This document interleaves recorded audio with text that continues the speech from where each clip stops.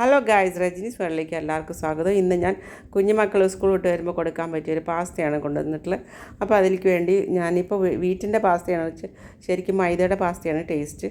അപ്പോൾ നമ്മളൊരു പാത്രത്തിൽ ഇച്ചിരി വെള്ളം തിളപ്പിക്കാൻ വെച്ച് അതിനകത്തേക്ക് നമ്മൾ ഈ പാസ്ത ഇട്ട് നല്ലപോലെ വേവിക്കണം. വേവിക്കുന്ന സമയത്ത് നമ്മൾ കുറച്ച് ഉപ്പുപൊടിയും കുറച്ച് വെളിച്ചെണ്ണയും നമ്മൾ ഒഴിച്ച് നല്ലപോലെ വേവിക്കാൻ വയ്ക്കുക. വെന്ത് കഴിയുമ്പോൾ നമ്മൾക്ക് അത് ഒരു പാത്രത്തിനകത്ത് വെള്ളം ഊറ്റിക്കളയാനായിട്ട് വയ്ക്കാം. ഊറ്റിക്കളഞ്ഞ് നമ്മളത് മാറ്റി വയ്ക്കാം. അപ്പോൾ അതിന് ശേഷം നമുക്കിതിലേക്ക് വേണ്ട സോസ് ഉണ്ടാക്കാം. വൈറ്റ് സോസാണ് ഉണ്ടാക്കുന്നത്. ഒരു കടായി അടുപ്പത്ത് വെച്ച് അതിനകത്ത് കുറച്ച് എണ്ണയിട്ട് 2-3 അല്ലി വെളുത്തുള്ളിയും ചതച്ചിട്ട് നല്ലപോലെ മൊരിയിച്ചെടുക്കാം. അത് മൊരിഞ്ഞ് വരുമ്പോൾ നമ്മൾക്ക് അതിലേക്ക് ഒരു ടീസ്പൂൺ മൈദപ്പൊടി ഇട്ട് നല്ലപോലെ ഇളക്കി ചെറിയൊരു ബ്രൗൺ നിറാകുമ്പോൾ അതിലേക്ക് 1 ഗ്ലാസ് പാല് ചേർക്കാം.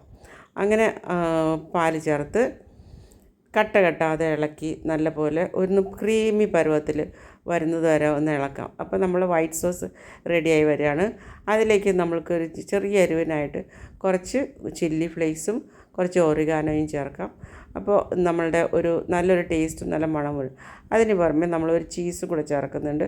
നല്ലപോലെ ഇളക്കി യോജിപ്പിച്ച് നല്ല ഹെൽത്തി റിച്ചാണ്, കുഞ്ഞുമക്കൾക്ക് കൊടുക്കാൻ വളരെ നല്ലതാണ്.